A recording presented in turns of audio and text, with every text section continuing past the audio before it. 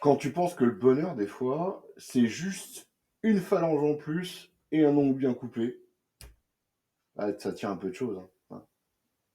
Eh ben, Geoff Jones, il a les ongles bien coupés. Ouais. Allez, générique.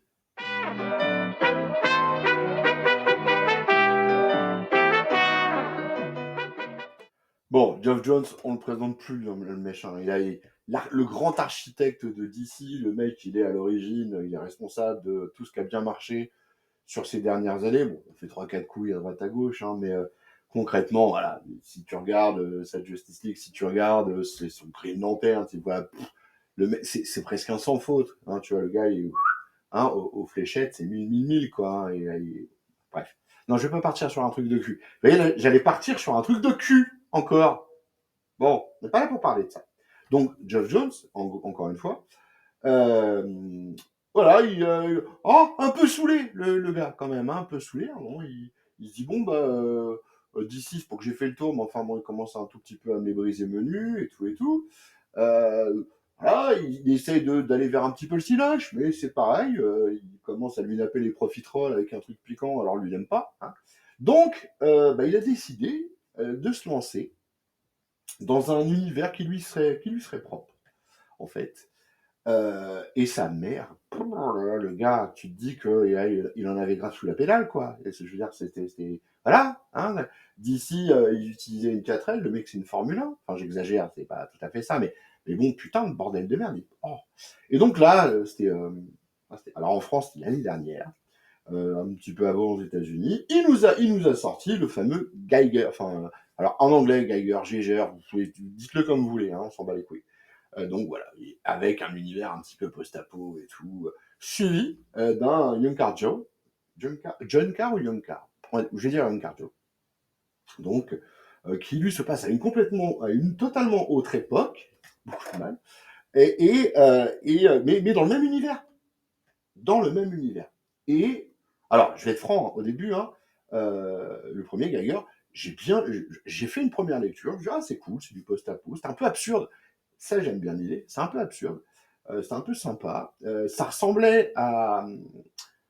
L'univers ressemblait un tout petit peu à Fallout. Alors déjà, j'entends les Fallout, c'est pas ce que c'est la mode, ferme ta gueule, gros con. Voilà. Déjà con, je veux bien. Gros, bah, je veux bien aussi. Donc oui, je pourrais fermer ma gueule. Mais en fait, en vérité, pourquoi je dis ça? Je suis un amateur de la licence Fallout depuis le premier jeu, en fait. Et ouais, j'aime bien ce côté post-apo, déjà, évidemment, post-guerre nucléaire. Absurde, encore une fois. Ce mot va beaucoup revenir dans cette vidéo. Absurde. Et alors, c'est pas la même absurdité, parce que sur Fallout, on est sur alors ils appellent ça de l'atomic punk, les années 50 qui sont barrés en couilles. Là, dans Geiger, Gégère, c'est pas du tout ça, c'est vrai.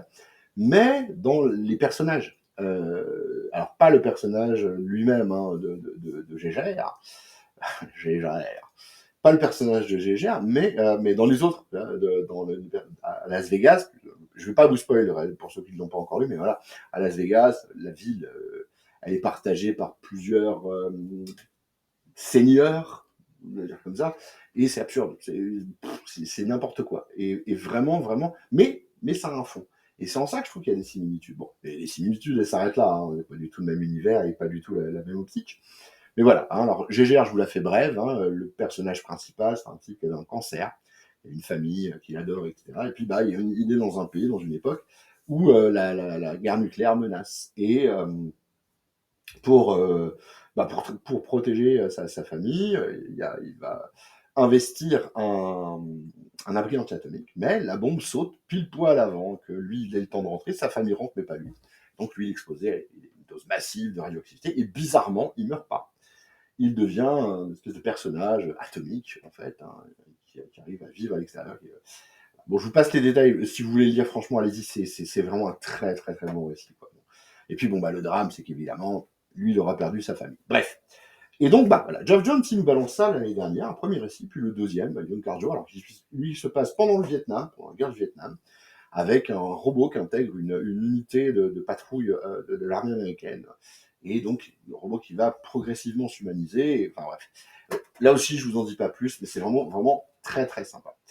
Et, et voilà-tu pas que autre chose, il dit, oh bah, hey, on a qu'à continuer. Alors c'était un petit peu dans le, donc, et il a décidé de concevoir un univers qu'il va appeler donc l'univers God Machine. Ghost God, God, putain, faut que j'arrête avec le cul, hein, sans déconner. Non, Ghost Machine, Ghost Machine. Ghost Machine. Donc, la promesse, c'est quoi? C'est plusieurs personnages, plusieurs séries, en fait, dans un même univers, à des périodes de temps différentes, et pourtant des personnages qui peuvent interagir, qui vont se croiser, certains d'entre eux se croisent. Dès le premier récit, dès le premier récit de J.J.R. Et donc, bah, lui, il tend à développer ça. Et assez récemment, donc, au mois d'avril, mars, avril, bah, il a tenu sa promesse, ce con. Ah, le con. Et il nous a balancé ce petit fascicule que vous voyez là. Alors, c'est de la VO, par contre. Hein, oui, ça va être une petite présentation d'un produit VO. Je ne doute pas, mais même pas une demi-seconde, que Urban va nous en faire une très belle édition. Alors, si vous voulez attendre l'édition d'Urban, bah, allez-y. Mais voilà, vous avez déjà les floppies, ils sont de bonne qualité en plus, c'est cool. Et franchement, moi, après, évidemment, il faut un petit peu lire l'anglais, mais ça va. Hein, moi, je suis pas, tu vois, je dis pas Shakespeare dans le texte, tu vois, en gros, mais je me démerde et c'est super compréhensible, hein, pour le coup. Et donc, bon, on va revenir sur ce petit fascicule qui est vraiment cool, un one-shot, qui est vraiment bien, et qui va comprendre ben, plusieurs épisodes 0 ou épisode 1, pas sûr du coup, de certaines séries, hein, en fait. Des séries, donc toujours dans le monde, sous la licence, pardon, Ghost Machine, sous le nom des Unnamed. Hein, comme c'était le cas, je ne l'ai pas sorti parce que j'ai une grosse flemme. Geiger, je crois qu'il est là. Tiens, tu vois, il est là. Il est ici, Geiger, tu vois. Bah, t'as vu le machin qui est au-dessus, je vais pas m'amuser à le sortir quand même. Et c'est The Unnamed, Geiger, déjà, c'est The Unnamed. Et donc, on va avoir plusieurs récits là-dessus. Dans ce petit fascicule qui est vraiment vraiment cool. Ça se lit mais à une vitesse, putain. Ouais. C'est, tu sais, tu prends un suppôt, tu le chauffes, il est parti. Oh, t'as pas le temps de le sentir qu'il est. Eh ben pareil. C'est d'une rapidité, d'une célérité, sans commune mesure. Et donc on va avoir plusieurs extraits de série. Encore. Alors c'est finement amené. Oh mon con joli, c'est finement amené. C'est un mec au coin du feu qui raconte une histoire et à des gamins. Hein. Alors, on est dans un univers, donc c'est l'univers post-apo, hein. On est dans quelques années dans le futur, il y a une guerre nucléaire, il n'y a personne qui arrive à vivre sans scaphandre et sans protection. Donc voilà, le truc au coin du feu, bah, c'est des gamins avec un vieux qui explique, ah bah regardez ce qui s'est passé, etc. Et donc il va leur parler tout d'abord, il va réintroduire, c'est la suite directe, hein.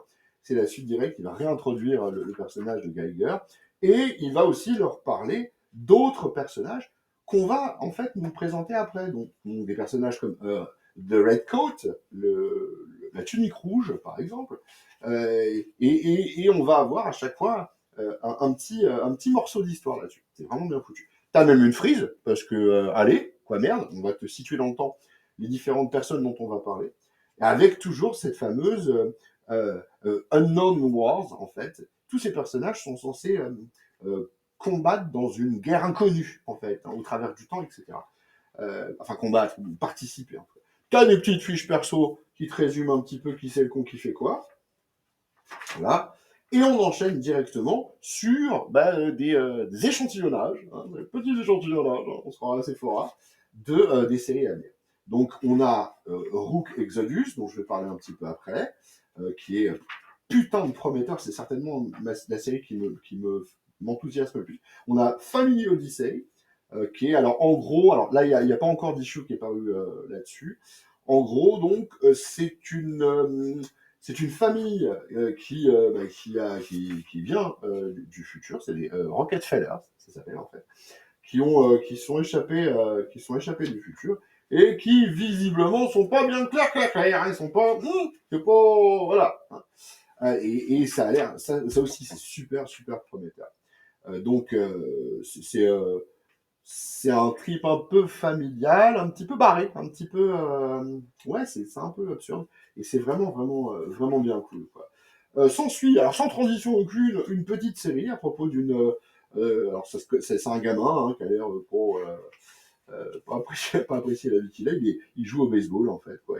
Ses parents ont l'air tout à fait détestables. Et une petite nana qui, elle, bah, joue aussi au baseball avec des parents super gentils. Quoi. Et bon, alors là, il y a une petite histoire, une petite intrigue là-dessus.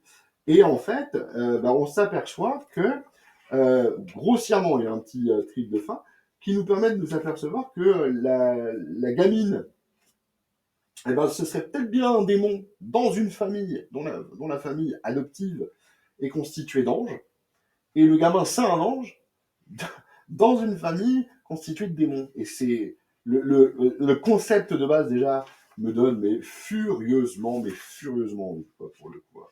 Cette série s'appelle Hornsby and Halo, en fait, hein, encore une fois. Et ouais, non, ça a l'air vraiment, vraiment très, très sympa. C'est très, très prometteur aussi, quoi, pour le coup. On nous présente la famille là, des Rockefeller. Et enfin, la dernière série, donc que contient, oh ta gueule, que contient le fascicule en question, disais-je. Eh bien, ça s'appelle Hyde Street. Hyde Street, donc, hein, pour le coup. Et alors, c'est super particulier, en fait. Tu suis un mec qui a l'air super détestable au téléphone, qui passe dans une rue en emmerdant la terre entière. Hein. Alors, au début, en plus, c'est vachement bien foutu parce qu'ils font une double page de style c'est de la pub, tu vois. Il y a plein de petits trucs qui te donnent pas des clés, mais une idée de ce qui peut suivre derrière. Quoi. Et donc, c'est un mec qui est au téléphone et puis qui, ouais, c'est un connard. C'est un connard. Ah oui, si, c'est un connard. Et en fait, bah, globalement, on va le retrouver confronté à des phénomènes assez étranges et paranormaux, notamment le dernier, quoi. Et voilà, j'en dis pas plus, hein, découvrez ça. C'est vraiment un échantillonnage, encore une fois. C'est pour dire, regardez ce qu'on va vous présenter. À la fin, ils nous mettent même une petite liste des séries à venir, donc, dont certaines qui n'apparaissent pas dans le fascicule, hein, Devours, par exemple, First Ghost. Oh, Tirototo, First Ghost n'apparaît pas, donc on a Horsby, merde, Hornsby et Halo and Halo. On a Hyde Street, on a Rockefeller, et puis on a Soulless. Donc ça, c'est certainement enfin, c'est certainement, non, pas certainement, c'est évidemment des séries à venir. Et putain, c'est prometteur, quoi, parce que rien qu'en, je sais pas, les petites présentations, elles font, allez, 7-8 pages max, quoi. Et déjà, t'es amorcé ma couille, mais alors, oh là là là là, c'est comme un curé dans un camp de scout, quoi. C'est, oh là là, c'est plus vous donner de la tête. Non, vraiment, pouah, ça annonce de la bonne BD, quoi. Et donc voilà, on te dit en avril, ne te découpe. Non, je déconne. En avril, tu auras 3 séries, mon con. Donc la suite de Geiger, Redcoat et Rook. Et puis après, And Beyond, voilà, And Beyond, et ben t'auras le reste. Quoi. Et ben mon gars, je te dis que ça donne. Oh putain, ça donne envie, mais ça donne envie, ça race, mais vraiment quoi pour le coup. Hein. D'autant que bah, les créateurs, bah ouais, c'est Jones. Hein, Jones, il est quasiment à toutes les sauces pour ce qui est des séries principales. Donc on a Geiger, Redcoat et Rook, c'est du Geoff Johns. Après The Rockefeller, bah, c'est Tomasi, hein, Tomasi et Manapool, juste, hein, ça va. Donc bon, on est quand même sur des mecs qui ont fait mieux que leurs preuves, quoi. C'est évident. Hein. Alors en plus, c'est Ghost Machine, c'est publié, donc c'est une production qui est publiée chez Image. Donc c'est du own creator, c'est-à-dire que les personnages créés, creator owned, au sens connard, les personnages créés, les personnages appartiennent à leur propre créateur. La maison de Image, c'est son mode de production, c'est sa façon de faire. Les personnages appartiennent à ceux qui les ont créés, contrairement à Big Two par exemple. Et donc, bah voilà, les mecs, ils y vont. Donc, l'objectif, c'est ce qu'on nous dit ici, hein, avec ces séries-là que je viens de citer. L'objectif, c'est de permettre à des gens qui ont déjà un peu pignon sur rue, hein, on a vu, il y a Tomasi, Manapool, Jones, il y a Fabok, Jason Fabok au dessin, enfin voilà, il y a des grands noms, il y a Van Rice, etc. Mais c'est aussi de faire en sorte que à terme, eh ben, on ait des gens qui soient un petit peu des talents nouveaux, quoi, qui viennent incorporer tout ça pour pouvoir bénéficier d'une certaine liberté qu'ils n'auraient pas forcément chez les Big pour créer ce qu'ils ont à créer. Et c'est malin parce que même si les personnages sont liés entre eux, comme ils sont séparés dans le temps, il peut leur arriver plein de choses différentes. Euh, et ça tiendra quand même la route, tu vois. C'est-à-dire qu'on peut, le créateur en lui-même, l'auteur, il peut, avec ses jouets, il fait à peu près ce qu'il veut. Et alors, bon, évidemment, il va pas casser le temps en deux, hein, c'est sûr. Mais voilà, il a une vraie grosse liberté, quoi. Et c'est, putain, ça me fait baver de la couille, mon gars. Mais alors, un truc de malade, quoi. Alors, quand tu lis le premier, enfin, moi, quand j'ai lu ça, le premier Ghost Machine, là, numéro 1, je me suis dit, wow, putain, ouais, ça donne envie, machin, mais, tu vois. Et en fait, j'étais titillé, et c'est ce que je disais à un pote il y a pas très longtemps, là, enfin, hier soir, en fait. J'étais titillé un petit peu comme quand Valiant a été rebooté au début des années 2010, parce que, bah voilà, c'était un univers, alors, s'il n'était pas nouveau, il était au moins neuf, tu vois, avec des outils neufs, avec des personnages neufs, avec des possibilités, avec plein de choses. Et on voyait que les mecs, ils s'éclataient dessus, tu vois, sur Valiant. On voyait que les gars, ils prenaient un pur plaisir avec cet univers. Et puis, bah, nous, les lecteurs, enfin, moi, nous, les lecteurs, genre, nous, les lecteurs, connard, t'es tout seul. Moi, en tant que lecteur et en tant que, on va dire, quand même quelqu'un qui a un certain vécu dans le domaine du comics, eh ben, j'étais content. Je trouvais ça super rafraîchissant. Je trouvais ça, oh, il y a de la nouveauté, ça fait plaisir. Un univers à découvrir, un truc, tu vois, je me sentais comme le pionnier sur la frontière, tu vois, je me sentais comme l'alpiniste sur l'Everest, je me sentais comme, je sais pas, Minimati devant Jason Momoa, tu vois. Voilà, il y a un grand truc à venir. Et, ouais, et pour le coup, c'est une vraie promesse. Et bah putain, ouais, je retrouve exactement le même sens. Enfin, exactement. À deux ou trois rides près, je ressens à peu près la même chose avec cet univers à venir qui est vraiment super hypant, quoi. À tel point que, alors, en termes de bouquins en anglais, bon, il y a des licences que je suis un peu en anglais, genre Planète Dessin, Star Trek, tout ça. Puis évidemment, tout Tarzan ID, enfin, je suis abonné chez Rebellion, enfin, chez les ID pour avoir les Judge Dredd, etc. Donc j'ai une lecture assez fréquente de l'anglais, mais voilà, je vais pas plus vers ça qu'autre chose, quoi. Et en général, je vais être honnête, j'attends surtout les parutions françaises. Eh ben, j'ai pas pu attendre. J'ai, j'ai pas pu attendre ma couille.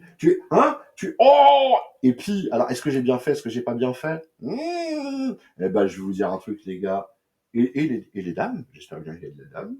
Mmh. Eh bien, ouais, j'ai bien fait. J'ai bien fait d'y aller.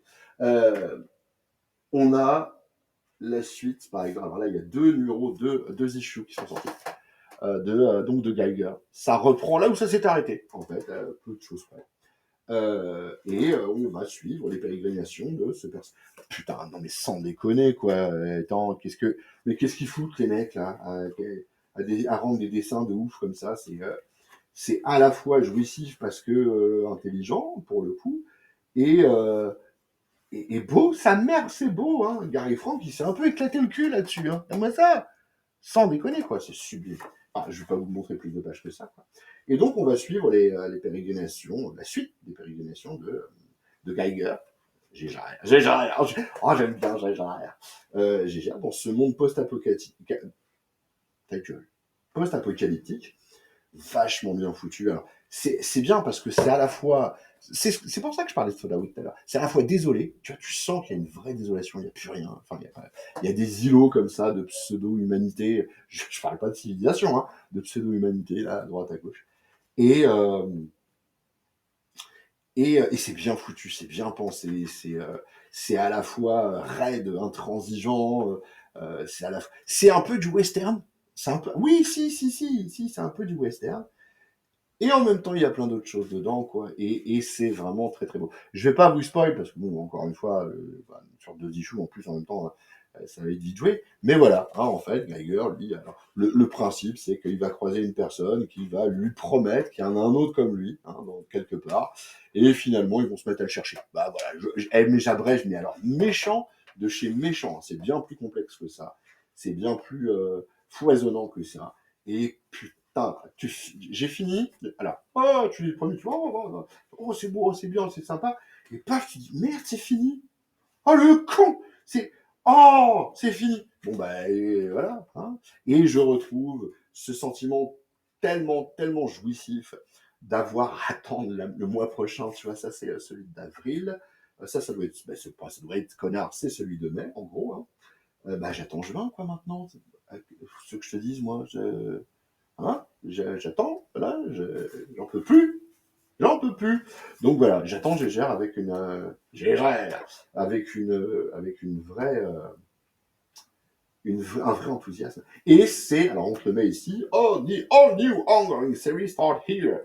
La toute nouvelle série ongoing, hein, poursuivre dans le temps, commence ici. Donc tu as lu Geiger, qu'il est là. Et ben voilà, ça, il y avait une fin. Si, il y avait une fin. Il y avait une fin. Et ben là, tu as ce qui va suivre. Et puis on t'annonce que c'est un ongoing et que ça fait du bien. Oh, ça fait du bien. Oui, ça fait du bien. Mais bon, après, tu vois, Geiger, on sait à quoi s'en tenir, on sait à quoi s'en tenir. N'importe quoi. On sait surtout, on a déjà un peu lu, on voit où il veut aller, etc. Et ce qui m'avait, moi, euh, intéressé, au-delà de tout ça, c'est où il allait avec le reste. Donc, on en a eu un aperçu dans le fameux bouquin, dans le fameux, le fameux échantillonnage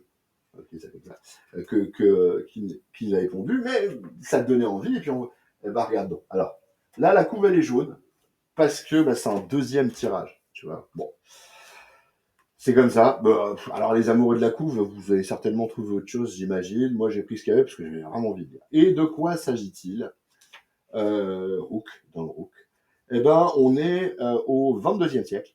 Ouais, 2100, donc 22e siècle, c'est ça. Donc, l'être humain a commencé à coloniser un petit peu partout autour de lui, notamment une grande société qui s'appelle Better World a commencé à barrer un petit peu dans l'espace. La Terre est devenue quasi inhabitable, enfin, c'est le Dawa.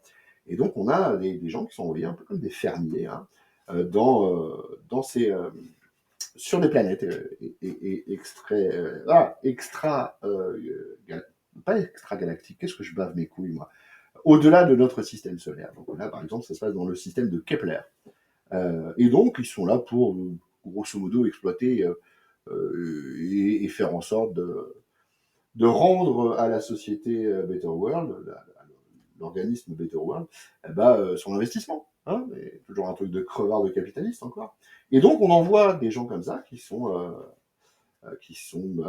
a fait la pub, allez, une nouvelle vie, vous attendez là-bas, un peu comme dans Blade Runner et tout. Et voilà. Et en gros, on va les doter. Putain, je suis long, hein. Oh là là. On va les doter, ces personnages-là, d'équipements de espèce de casque, de combinaison et de casque, en fait, qui leur permet d'entrer en contact et plus que ça, même de contrôler certains types d'animaux, en fait. On les appelle c'est les Walden ou les Walders, je sais plus. Walden ou Walders. Non, je sais plus. Merde, là j'ai un doute, dis donc. Oh, c'est pas beau de vieillir, t'as vu, sans déconner.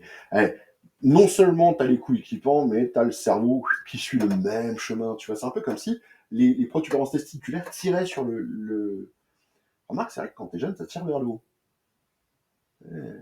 Biologiquement, ça doit s'expliquer. Donc, pour en revenir à ce que je disais, les Wardens, W-A-R-D-E-N-S, Wardens, c'est écrit là, j'invente là. Donc, ces Wardens, ils ont le contrôle, ça leur permet d'être plus performants dans leur exploitation de la planète, etc. Donc, ils ont chacun un casque, enfin, voilà, il y en a un qui va contrôler les sangliers, et une qui contrôle les loups. Et lui, là, notre héros, lui, il contrôle tout ce qui va être corneille, corbeau et autres volatiles de préférence très loin. Et donc, qu'est-ce qui se passe sur cette planète? En fait, il y a un truc qui s'est un petit peu barré en couille, il faut dire ce qui est. Et en gros, hein, la société, comment dirais-je, Better World, elle décide donc d'abandonner la planète suite à la défaillance technologique de certains équipements d'exploitation et qui permettaient d'exploiter la planète. Et donc elle se dit bon on se barre, mais vous inquiétez pas, on revient. Hein, et finalement, au bout de 2 ans, ils sont toujours pas revenus. Donc, grosso modo, on se retrouve dans un monde donc futuriste, avec des mecs qui contrôlent des animaux, mais sur une planète ravagée. On retrouve un petit peu l'aspect post-apocalyptique urbain, en gros, et avec un monde super hostile, en fait. Et c'est putain que c'est bien, et putain que c'est bon, quoi, tu vois. Moi, je suis très mon côté nihiliste, destruction de tout ce qui peut exister. Et bah ouais, ouais, non, c'est super joli, c'est magnifique. Les designs des armures, enfin des masques, etc. Putain que, mais il y a de la recherche. Ça peut paraître con, tu vois. Tu te dis, ah, le principe, bon, il contrôle les animaux, ouais, bon, ok. Mais non, mais c'est finement amené, c'est vachement bien foutu, c'est vachement bien vu. Et puis voilà, c'est un peu de fantaisie, en fait, dans un monde post-apo, avec de la technologie. C'est super bien pensé, c'est super bien pensé. Vraiment, vraiment, c'est très très bon. Ça s'appelle Rook, encore une fois. Rook Exodus, pour être exact. Le titre complet, c'est ça. Là, c'est alors sur Geiger, c'est Gary Frank. Là, c'est toujours Jeff Jones et Jason Fabok. Voilà. Moi, Jason Fabok, je le trouve, c'est un excellent dessinateur, mais je le trouve un peu académique à la base. Et bah là, mais pas le moins du monde, quoi. Il nous sort des planches, bon, alors avec des superbes splash page, tu vois. Il nous sort du gaufrier quand il faut, il nous sort. Ah putain, non, c'est bien, franchement, c'est bien. Et cette série-là, mais alors comment j'ai envie d'aller au-delà, mais c'est incroyable. C'est vraiment très, très, très bon. Très, très sympa. Donc, voilà. Alors, je vais pas vous mentir, hein, je pense que je vais prendre toutes les séries, je vais toutes les défoncer leur race.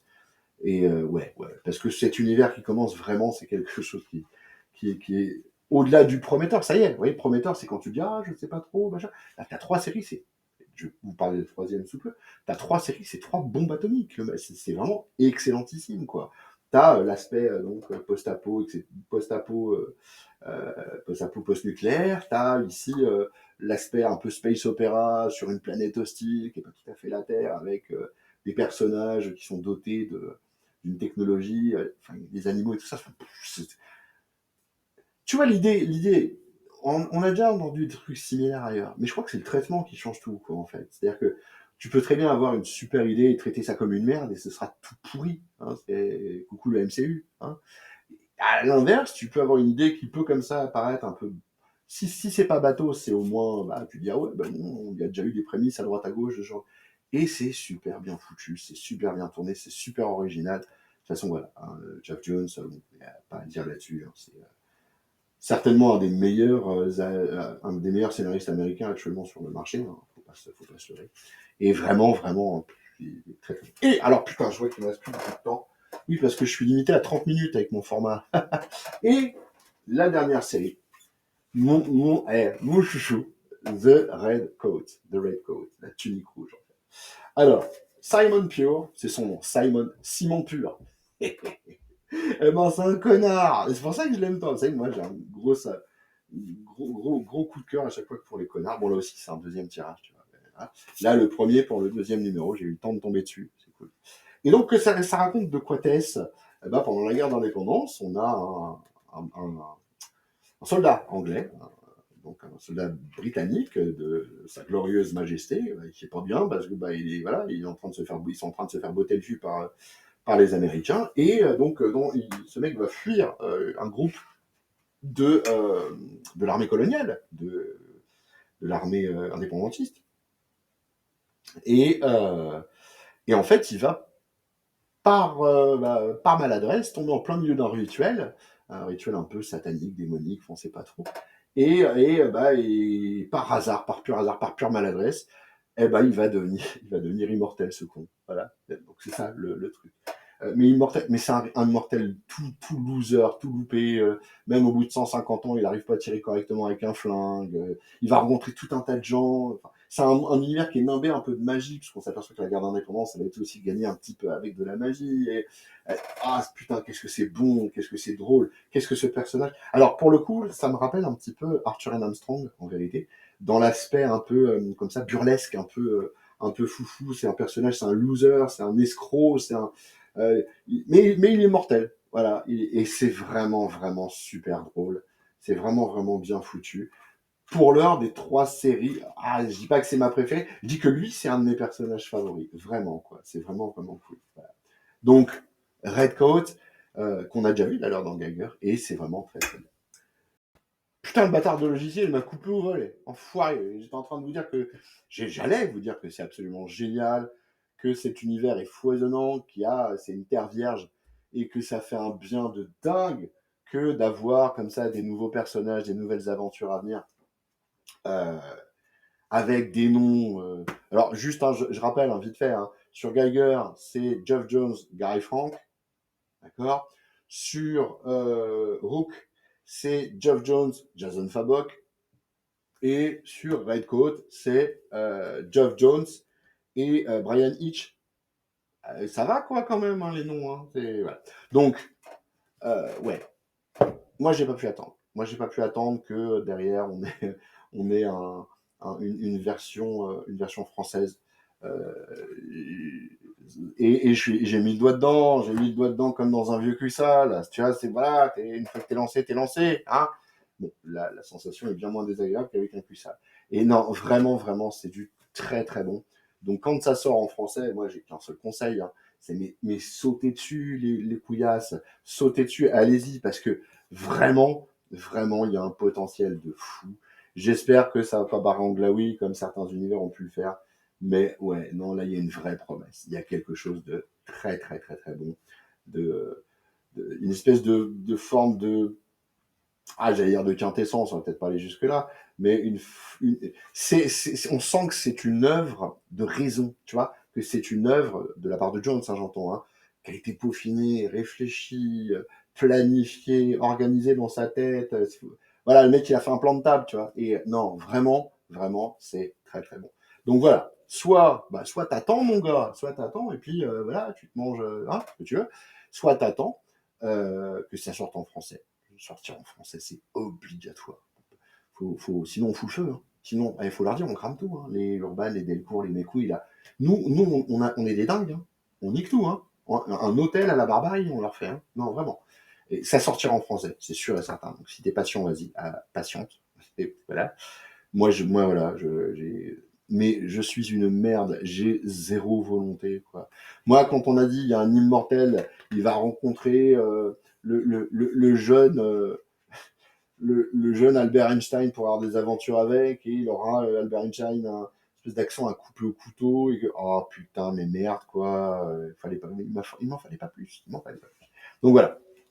C'est 3 séries. Attends, je les reprends. Attends, t'énerve pas, merde. Oh. C'est 3 séries. Donc, euh, Geiger, Rook, Exodus, Red Coat. Non, Red Coat. Ouais, déjà, 2 issues et tu te dis, ouais, je suis sur du produit de ouf, quoi. Donc allez-y de ma part, vous dites, ouais, c'est Dragnien, il m'envoie, il a dit, là. Et puis, ouais, n'hésitez surtout pas. Allez, des bisous, des bisous.